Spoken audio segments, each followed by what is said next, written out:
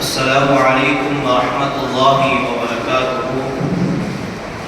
نحمده ونصلي على رسوله الكريم. أما بعد فقد قال الله تعالى في القرآن العظيم وفي القرآن المجيد بعد أعوذ بالله من الشيطان الرجيم بفضل بسم الله الرحمن الرحيم.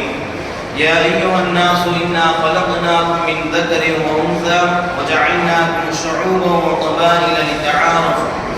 صدق الله مولانا العظيم. புகழும் புகழ்ச்சியும் ஏக இறைவனாகிய அல்லாஹ்விற்கு உரித்தாகட்டுமாக. அவனுடைய சலாமும் சமாதானமும் கண்மணி நாயகம் ரசூலுல்லாஹி ஸல்லல்லாஹு அலைஹி வஸல்லம் அன்னவர்களின் மீதும் அன்னவர்களின் அடிச்சுவற்றினை பின்பற்றி வாழ்ந்து மறைந்த உத்தம சத்திய சஹாபாக்கள், தாபிஈன்கள், தபஅ தாபிஈன்கள், நாதாக்கள், ஷுஹதாக்கள், சாலிஹீன்கள் இன்னும் நம் அனைவர் மீதும் என்றென்றும் நின்று நடவட்டுமாக. ஆமீன். கண்ணியத்திற்குரியவர்களே, அல்லாஹ் சுப்ஹானஹு வ தஆலாவுடைய மகத்தான கிருபையினால் 22ஆம் தராவியுடைய தொழுகையை தொழுதுவிட்டு இங்கே அமரக்கூடிய தௌஃபீக்கினை கொடுத்திருக்கின்றான். அல்ஹம்துலில்லாஹ். இன்று ஓதப்பட்ட இறை வசனங்களில் இருந்து அல்லாஹ் சுப்ஹானஹு வ தஆலா நிறைய விஷயங்களை சொல்லி காட்டுகிறான். குறிப்பாக அல்லாஹ் சொல்லக்கூடிய வார்த்தை அஃபலா யததப்பரூன அல்-குர்ஆன அம் அலா குலூபின் அக்ஃபாலுஹா. அவர்கள் குர்ஆனை விளங்கிக் கொள்ள மாட்டார்களா? அவருடைய இதயம், அவர்களுடைய கல்ப், அவருடைய உள்ளம் பூட்டப்பட்டிருக்கிறதா என்பதாக அல்லாஹ் கேட்கிறான் மனிதர்களை பார்த்து. காரணம், குர்ஆனை நாம் விளங்க வேண்டும். அந்த அளவிற்கு குர்ஆன் மகத்துவம் வாய்ந்தது. ஒவ்வொரு வசனத்திலும் அல்லாஹ் பல பல படிப்படிகளை வைத்திருக்கின்றான். அதையெல்லாம் நாம் விளங்கிக் கொள்ள வேண்டும். இன்று ஓதப்பட்ட இறை வசனங்களில் நிறைய விஷயங்களை அல்லாஹ் சொல்லி காட்டுகிறான். நபியை பற்றி சொல்லி காட்டுகிறான். குர்ஆனிலே நபி ஸல்லல்லாஹு அலைஹி வஸல்லம் அவர்களை பற்றி, அவருடைய பெயரை அல்லாஹ் 4 இடங்களில் தான் உச்சரிக்கிறான். அவருடைய பெயரை 4 இடங்களில் தான் உச்சரிக்கிறான். இன்று ஓதப்பட்ட இறை வசனங்களிலும் அந்த நபியுடைய பெயர் ஒரு தடவை வருகிறது. அந்த அளவுக்கு மகத்துவம் மிக்க இந்த குர்ஆன் இன்று ஓதப்பட்டது என்று சொன்னால் அதில் எவ்வளவு விஷயங்கள் இருக்கிறது என்பதை நாம் சிந்தித்து பார்க்க வேண்டும். அல்லாஹ் ஒரு இடத்தில் சொல்லி காட்டுகிறான், யா அய்யுஹன் நாஸு இன்னா கலக்னாகும் மின் தகரி வ உன்ஸா. நாங்கள் மக்களை ஒரு ஆண் பெண்ணில் இருந்தே தான் நாங்கள் படைத்தோம் என்று சொல்லிவிட்டு வஜஅல்னாகும் ஷுஊபா வ கபாயில லிதஆரஃபு. நீங்கள் அறிந்து கொள்ள வேண்டியதற்காக வேண்டிதான், தெரிந்து கொள்ள வேண்டும் என்பதற்காக வேண்டிதான் நாம் இந்த குலம் கோத்திரங்களை ஆக்கிறோம் என்பதாக அல்லாஹ் சொல்லி காட்டுகிறான். இந்த இறை வசனத்திலிருந்து அல்லாஹ் நமக்கு தெரியப்படுத்துவது என்னவென்று சொன்னால், நாம் எல்லாம் ஒன்றுதான், எந்த ஒரு வேறுபாடு எதுவும் கிடையாது, ஒற்றுமை அல்லாஹ் விதைக்கிறான். இந்த வசனத்திலிருந்து நாம் எல்லாம் ஒன்றுதான் என்பதை அல்லாஹ் சொல்லி காட்டுகிறான் என்று சொன்னால், நம்முடைய வாழ்க்கை இன்று எந்த அளவிற்கு மோசமாக இருக்கிறது யோசித்து பார்க்க வேண்டும். எந்த அளவுக்கு வேற்றுமையினால் நாம் இருக்கிறோம் என்பதை சிந்தித்து பார்க்க வேண்டும். அல்லாஹ் சுப்ஹானஹு வ தஆலா இந்த ஒற்றுமையை பற்றி பல இடங்களில் சொல்லி காட்டுகிறான். ஒரு இடத்தில் சொல்லி காட்டுகிறான், வஅத்தியுல்லாஹ வ ரசூலஹு வ லா தனாஸஉ ஃபதஃஷலு வ தذهب ரீஹுக்கும் வஸ்பிரு இன்னல்லாஹ மஅஸ் ஸாபிரீன். அல்லாஹ்விற்கும் ரசூலுக்கும் கட்டுப்பட்டு நீங்கள் ஒற்றுமையாக இருங்கள், உங்களிடையே நீங்கள் சண்டையிட்டுக் கொள்ளாதீர்கள் என்பதாக சொல்லிவிட்டு அல்லாஹ் சொல்லுகிறான், நீங்கள் அப்படி செய்தால் என்ன நடக்கும், உங்களுக்கு என்ன ஆகும் என்பதையும் சொல்லி காட்டுகிறான். நீங்கள் உங்களுக்கு இடையில் சண்டை சச்சரவு செய்து கொள்ளாதீர்கள், நீங்கள் ஒற்றுமையாக இருங்கள். அவ்வாறு நீங்கள் இல்லாமல் ஒற்றுமை இழந்து உங்களுக்கு இடையில் நீங்கள் சண்டையிட்டுக் கொண்டிருந்தால் உங்களுடைய தைரியம் நீங்கள் இழந்து விடுவீர்கள், உங்களில் தைரியம் இழந்து விடுவீர்கள் என்பதாக அல்லாஹ் சொல்லிவிட்டு பிறகு சொல்லுகிறான், உங்களிடத்தில் வலிமை குறைந்துவிடும் என்பதையும் சொல்லி காட்டுகிறான். நாம் ஒற்றுமையாக இருந்தால் நம்மிடத்தில் தைரியம் இருக்கும், நாம் ஒற்றுமையாக இருந்தால் நம்மிடத்தில் வலிமை இருக்கும். அப்படி ஒற்றுமை இல்லை என்று சொன்னால் நம்மிடத்தில் இந்த இரு விஷயங்கள் இருக்காது என்பதைத்தான் அல்லாஹ் சுப்ஹானஹு வ தஆலா சொல்லி காட்டுகிறான். சஹாபாக்களுடைய காலகட்டத்தில் நடந்த அந்த போர்கள் எல்லாம் நமக்கு மிக சிறந்த ஒரு உதாரணம். பத்ர் போர் வெற்றி கொள்ளப்பட்டது. காரணம், அவர்கள் வைத்திருந்த ஒற்றுமை, அவர்களுக்குள் இருந்த ஒற்றுமை. அதே சமயத்தில் உஹது போர் நடந்தது. ஆனால் அதில் அவர்களால் வெற்றி கொள்ள முடியவில்லை. காரணம், அவர்களுக்கு இடையில் கருத்து வேறுபாடு இருந்தது. அந்த காரணத்தினால்தான்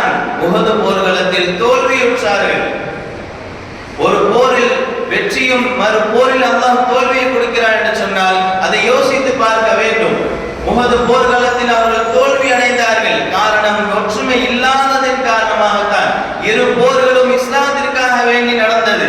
இஸ்லாத்திற்கு எதிராக நடந்தவர்களுக்கு எதிராக நடந்தது அது. இருந்தாலும் கூட அல்லாஹ் ஒரு விஷயத்தில் வெற்றியும் ஒரு விஷயத்தில் தோல்வியை கொடுத்திருக்கிறான் என்று சொன்னால் நாம் சிந்தித்து பார்க்க வேண்டும். கருத்து வேறுபாடு நம்மிடத்தில் இருக்கக்கூடாது. ஒற்றுமை மட்டும்தான் நம்மிடத்தில் இருக்க வேண்டும். வேற்றுமை இருக்கக்கூடாது. நபி ஸல்லல்லாஹு அலைஹி வஸல்லம் அவர்கள் இறுதி பேருரை நிகழ்த்துகிறார்கள் மக்களிடத்தில். சஹாபாக்கள் எல்லாம் இருக்கிறார்கள். பல்வேறு விஷயங்களை சொல்லுகிறார்கள். அதில் ஒரு விஷயம் சொல்லுகிறார்கள், கருப்பரை விட வெள்ளையர் சிறந்தவர் அல்ல, கருப்பரை விட வெள்ளையர் உயர்ந்தவர் அல்ல, அரபியரை விட அரபி அல்லாதவர் தாழ்ந்தவர் அல்ல என்பதை சொல்லி ஒற்றுமையை நினைவூட்டினார்கள் நபி ஸல்லல்லாஹு அலைஹி வஸல்லம் அவர்கள். இப்படி பல நிகழ்வுகளில் நபி ஸல்லல்லாஹு அலைஹி வஸல்லம் அவர்கள் ஒற்றுமையாக இருக்க வேண்டும். அதுதான் நமக்கு நல்லது. ஒற்றுமையாக இருந்தால் மட்டும்தான் அல்லாஹ் நமக்கு வெற்றியை கொடுப்பான். வெற்றி என்ற அந்த கனியை நமக்கு பரிசாக கொடுப்பான் என்பதை நபி ஸல்லல்லாஹு அலைஹி வஸல்லம் அவர்கள் நிறைய விஷயத்தில் சொல்லி காட்டினார்கள். ஒரு தடவை சொல்லி காட்டுகிறார்கள். ஹஸரத் அபூ தர்தா ரலியல்லாஹு அன்ஹு இந்த ஹதீஸ் அறிவிக்கிறார்கள். நபி ஸல்லல்லாஹு அலைஹி வஸல்லம் அவர்கள் சொல்லி காட்டினார்கள், தொழுகை, நோன்பு, சதகா இதன் மூலம் நீங்கள் பெற்றுக்கொள்ளும் அந்தஸ்தை விட மிக சிறந்த ஒரு அந்தஸ்தை உங்களுக்கு நான் அறிவித்து காட்டட்டுமா, அறிவித்து தரட்டுமா என்று நபி ஸல்லல்லாஹு அலைஹி வஸல்லம் அவர்கள் சொல்லும் பொழுது சஹாபாக்கள் சொன்னார்கள், சஹாபாக்கள் சொல்லி காட்டினார்கள், யா ரசூலல்லாஹ் இந்த விஷயத்தை அவசியம் உங்களுக்கு அறிவித்து தாருங்கள் என்பதாக. நபி ஸல்லல்லாஹு அலைஹி வஸல்லம் அவர்கள் சொன்னார்கள், இரண்டு பேருக்கு மத்தியில் சுமூகத்தை ஏற்படுத்துவது என்பதாக நபி ஸல்லல்லாஹு அலைஹி வஸல்லம் அவர்கள் சொன்னார்கள். அதுவும் எப்படிப்பட்டவர் என்று சொன்னால் அவர்களில் வேற்றுமையின் காரணமாக பிரிந்திருக்கிறார்கள், முற்றிலும் பேசுவதை தவிர்த்திருக்கிறார்கள். அப்படிப்பட்ட இரு மனிதர்களை நாம் ஒன்று சேர்த்து அவரிடம் பேசி நாம் அவர்களை ஒன்று இணைத்தால், சமாதானத்திற்குள் அவர்கள் உள்ளாக்கப்பட்டால் நமக்கு இந்த விஷயத்தில் அந்தஸ்தை கொடுக்கிறான். இபாதத்தை விட அல்லாஹ் அந்தஸ்தை இந்த விஷயத்தில் வைத்திருக்கிறான் என்று சொன்னால் இந்த ஒற்றுமையோட விஷயத்தில் நாம் சிந்தித்து பார்க்க வேண்டும் என்று நம்மில் பலரிடத்தில் இல்லாத ஒன்று. அல்லாஹ் பாதுகாக்க வேண்டும். அல்லாஹ் எச்சரிக்கை செய்கிறான். ஒற்றுமையாக இல்லை என்று சொன்னால், அல்லாஹ்வும் ரசூலும் காட்டி தராத ஒரு விஷயத்தை நாம் செய்தோம் என்று சொன்னால், அல்லாஹ்வும் ரசூலும் சொல்லாத ஒரு விஷயத்தை சொல்லி அதை செய்யாத ஒரு விஷயத்தை நாம் செய்தோம் என்று சொன்னால் மிகவும் எச்சரித்து காட்டுகிறான். ஒரு இடத்தில் அல்லாஹ் சொல்கிறான், وَمَن يُشَاقِقِ الرَّسُولَ مِن بَعْدِ مَا تَبَيَّنَ لَهُ الْهُدَى وَيَتَّبِعْ غَيْرَ سَبِيلِ الْمُؤْمِنِينَ نُوَلِّهِ مَا تَوَلَّى وَنُصْلِهِ جَهَنَّمَ وَسَاءَتْ مَصِيرًا. அல்லாஹ் சொல்லி காட்டுகிறான், எவன் ஒருவன் இந்த வழிதான் என்று, இந்த வழிதான் நேர்வழி என்று தெளிவாக தெரிந்ததற்கு பிறகும் முஃமின்களுடைய வழியில் செல்லாமல் தவறான வழியின் பக்கம் செல்கிறான் என்று சொன்னால், நேர்வழி என்று தெரிந்தும் அதன் பக்கம் செல்லாமல் இருக்கிறவனை அவன் செல்லும் வழியில் அந்த தவறான வழியிலே அவரை விட்டு விடுவோம். பிறகு அவரை யார் தவறான வழியில் சென்றார்களோ, நேர்வழியில் தெரிந்து இதுதான் நேர்வழி என்று தெரிந்து அதில் செல்லாமல் தவறான வழியில் யார் செல்கிறார்களோ அவரை அதில் விட்டு விட்டு பிறகு நாளை வறுமையில் நரகத்திற்கு நுழைய வைப்போம் என்பதாக அல்லாஹ் சுப்ஹானஹு வ தஆலா சொல்லி காட்டுகிறான். அதனை தொடர்ந்து அல்லாஹ் சொல்லக்கூடிய வார்த்தை வஸாலத் மஸீரா, அவன் செல்லக்கூடிய இடம் மிகவும் கெட்டதாகும் என்பதாக அல்லாஹ் சொல்லி காட்டுகிறான். எச்சரிக்கை. நேர்வழி என்பது அல்லாஹ் ரசூலிடத்தில் இருக்கக்கூடிய ஒரு விஷயம், அல்லாஹ் ரசூலும் காட்டி தந்த ஒரு விஷயம். அல்லாஹ் ரசூல் எதை காட்டி தந்தார்களோ அதை நாம் செய்தோம் என்று சொன்னால் அல்லாஹ் நமக்கு சொர்க்கத்தை கொடுப்பான். அல்லாஹ் ரசூலும் காட்டி தந்த விஷயத்தை நாம் செய்தோம் என்று சொன்னால் இந்த உலகத்தில் இருக்கக்கூடிய நிறைய அந்தஸ்துகளை, அல்லாஹ் நமக்காக கொடுக்கக்கூடிய அந்தஸ்துகள் மிகவும் அதிகமாக இருக்கிறது.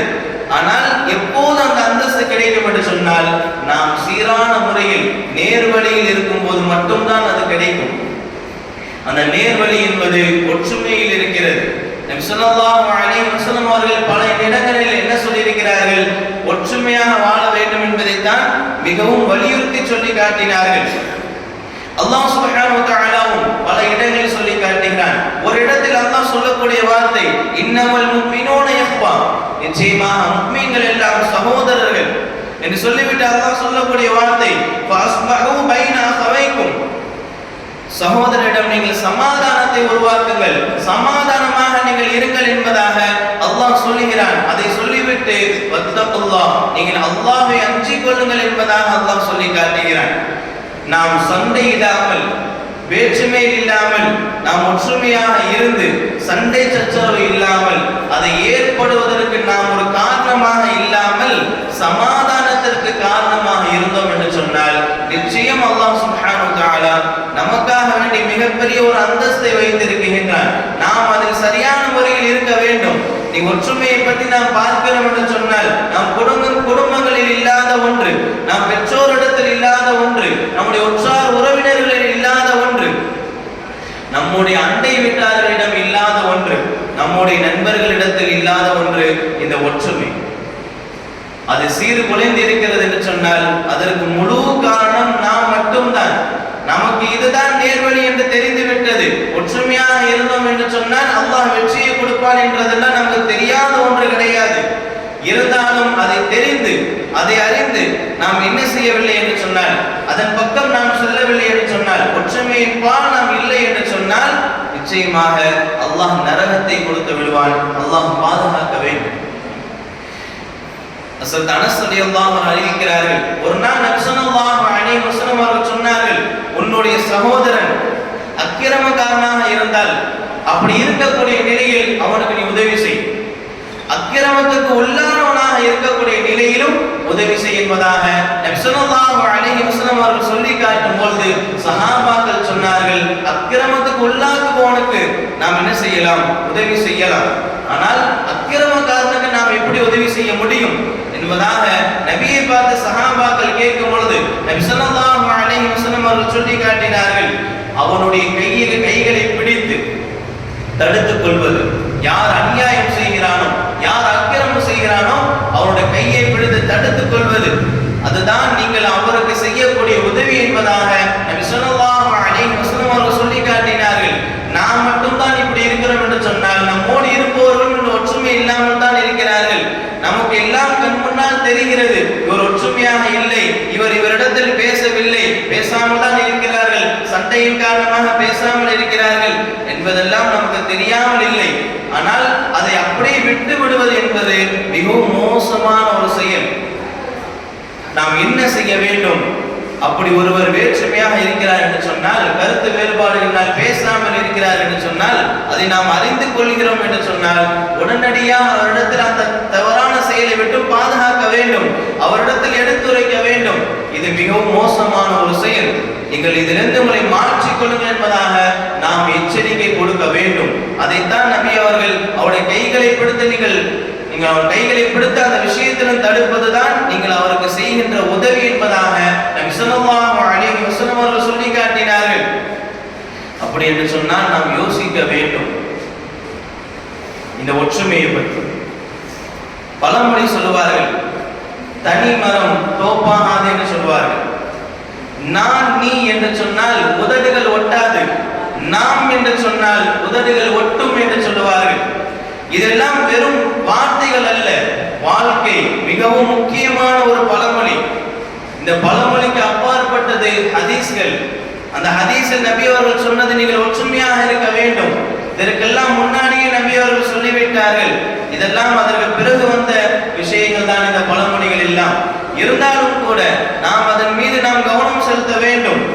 ஏனென்று சொன்னால் சண்டை சச்சரவு ஈடுபட்டால், சண்டை சச்சரவில் நான் ஈடுபட்டிருந்தோம் என்று சொன்னால் ஷைத்தானுக்கு மிகவும் விருப்பமானது அதுதான்.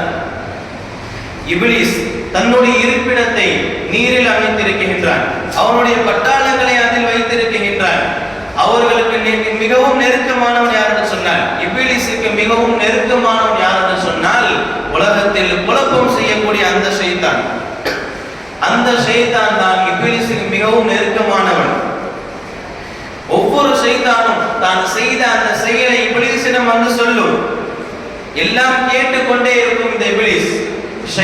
ஒரு ஷைத்தான் வந்து சொல்லுவான், நான் இன்று ஒரு கணவன் மனைவிக்கு இடையில் சண்டை ஏற்படுத்தி அவரிடத்தில் பிரச்சனை ஏற்படுத்தி அவர்களிடத்தில் நான் பிரித்து விட்டேன், அவர்களை விட்டும் நான் பிரித்து விட்டேன் என்பதாக ஷைத்தான் வந்து சொல்லும் பொழுது இப்லீஸ் அவனை தன்னோடு நெருக்கி வைத்து நீதான் மிகவும் நல்லவன் என்பதாக அந்த ஷைத்தானை பாராட்டுவான். ஹதீஸ் வரலாற்றுகளில் இருக்கிறது. நாம் யோசிக்க வேண்டும், ஷைத்தானுக்கு பிடித்தமான ஒன்றை நாம் செய்வது இந்த உலகத்தில் மிகவும் நல்ல ஒரு காரியம் கிடையாது. ஷைத்தானுக்கு பிடிக்கிறது என்று சொன்னால் அல்லாஹ்விற்கு கோபம் வருகிறது என்றுதான் அர்த்தம். நாம் யோசிக்க வேண்டும், ஒற்றுமையாக இருப்பது மிகவும் அவசியமானது. அல்லாஹ் ரசூலும் காட்டி தந்த ஒரு விஷயம். அது நம்மிடத்தில் இல்லை என்று சொன்னால் நாம் மிகவும் நஷ்டவாளிகள். சஹாபாக்கள் அப்படித்தான் இருந்தார்கள். குறிப்பாக மார்க்க விஷயத்தில் ஒற்றுமையாகத்தான் இருந்தார்கள். ஹஸரத் அலி ரலியல்லாஹு அன்ஹு ஆட்சி காலம் நடக்கிறது. முஆவியா இப்னு அபூ சுஃபியான் ரலியல்லாஹு அவர்கள் அலி ரலியல்லாஹு அன்ஹுவிடத்தில் கருத்து வேறுபாடு கொண்டிருந்தார்கள். இந்த நிலையில் ரோமானிய மன்னன் ஒரு கடிதம் எழுதுகிறான். யாருக்கு? முஆவியா இப்னு அபூ சுஃபியான் ரலியல்லாஹு அவர்களுக்கு ஒரு கடிதத்தை எழுதுகிறான். அந்த கடிதத்தில் என்ன எழுதியிருந்தது என்று சொன்னால், என்னுடைய படை பட்டாளங்களை வைத்து, என்னுடைய படைகளை வைத்து ஹஸரத் அலி ரலியல்லாஹு அன்ஹுடைய தலையை கொய்து, ஹஸரத் அலி ரலியல்லாஹு அன்ஹு தலையை வெட்டி கொண்டு வருவதற்கு நான் உதவியாக இருப்பேன் என்பதாக அந்த மன்னர் முஆவியாவிற்கு கடிதம் எழுதியிருந்தார்கள். முஆவியா இப்னு அபூ சுஃபியான் ரலியல்லாஹு அன்ஹு கடிதத்தை பார்த்து பதில் கடிதம் எழுதுகிறார்கள். சகோதரர்கள் இருவருக்கு மத்தியில் நடக்கக்கூடிய இந்த பிரச்சனை, உள் பிரச்சனையில் எழுதுவதற்கு நீ யார் என்பதாக கேட்டுவிட்டு பிறகு எழுதுகிறார்கள், நீ இந்த விஷயத்தை இப்படி நீ விட்டுவிடவில்லை என்று சொன்னால், அப்படியே விட்டுவிடவில்லை என்று சொன்னால் நான் உனக்கு எதிராக மிகப்பெரிய ஒரு படையை நான் அனுப்புவேன். அந்த படையின் துவக்கம் என்னுடைய மண்ணில் இருந்து உன்னுடைய நாடு வரை இருக்கும். அவர்களுடைய தலையை வெட்டி கொண்டு வருவார்கள். நான் அந்த தலையை ஹஸரத் அலி ரலியல்லாஹு அவர்களுக்கு சமர்ப்பிப்பேன் என்பதாக முஆவியா ரலியல்லாஹு அவர்கள் சொல்லி காட்டினார்கள். இரு சஹாபாக்களும் இடையில் மிகப்பெரிய கருத்து வேறுபாடு இருந்தது.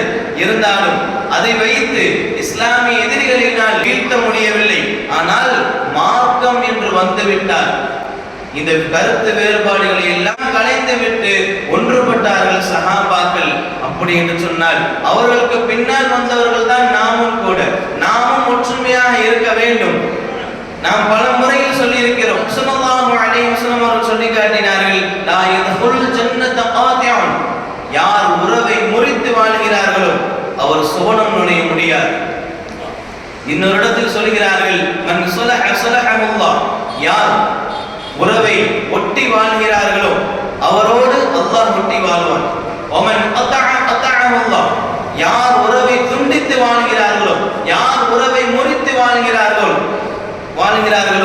அவர்களோடு அல்லாஹ்வும் முறித்துக் கொள்வான் என்பதாக நபி ஸல்லல்லாஹு அலைஹி வஸல்லம் அவர்கள் சொல்லி காட்டினார்கள். அப்படி என்று சொன்னால் நம் குடும்பங்களில், நம்முடைய உறவினர்களில், நம்முடைய அண்டை வீட்டார்களிடம், நம்முடைய நண்பர்களிடம் நாம் ஒற்றுமையாகத்தான் இருக்க வேண்டும். அப்படி நாம் உறவை துண்டித்து வாழ்கிறோம் என்று சொன்னால் நிச்சயம் சுவனம் நுழைய முடியாது. அல்லாஹ் பாதுகாக்க வேண்டும். நாம் ஒன்றாக இருந்தோம் என்று சொன்னால் என்ன நடக்கும் என்பதையும் நபி ஸல்லல்லாஹு அலைஹி வஸல்லம் அவர்கள் சொல்லி காட்டினார்கள். நபி அவர்கள் சொன்னார்கள், யதுல்லாஹி அலல் ஜமாஅத்தி, ஒற்றுமையாக கூட்டமாக இருப்பதன் மீதுதான் அல்லாஹ்வுடைய கை இருக்கிறது என்று சொன்னார்கள். அல்லாஹ்வுடைய கை என்று சொன்னால் அல்லாஹ்வுடைய உதவி அதில் தான் இருக்கிறது என்பதாக நபி ஸல்லல்லாஹு அலைஹி வஸல்லம் அவர்கள் சொல்லி காட்டினார்கள். நாம் ஒற்றுமையாக இருந்தோம் என்று சொன்னால் அல்லாஹ்வுடைய உதவி மிகவும் நெருக்கமாக இருக்கும். அப்படி இல்லை, நாம் ஒற்றுமையாக இல்லை என்று சொன்னால் அல்லாஹ்வுடைய உதவியை நாம் பெற்றுக்கொள்ள முடியாது. வல்லல்லாஹு ரஹ்மான் பாதுகாப்பானாக. ஒற்றுமையோடு வாழ்ந்து நாளை மறுமையில் நல்ல ஒரு அந்தஸ்தை பெறக்கூடிய தகுதி மிக்கவர்களாக அல்லாஹ் சுப்ஹானஹு வ தஆலா நம்மை ஆக்கி தந்தர் புரிவானாக. வாஹிரு தஅவானா அல்ஹம்துலில்லாஹி ரப்பில் ஆலமீன். அஸ்ஸலாமு அலைக்கும் வ ரஹ்மத்துல்லாஹி வ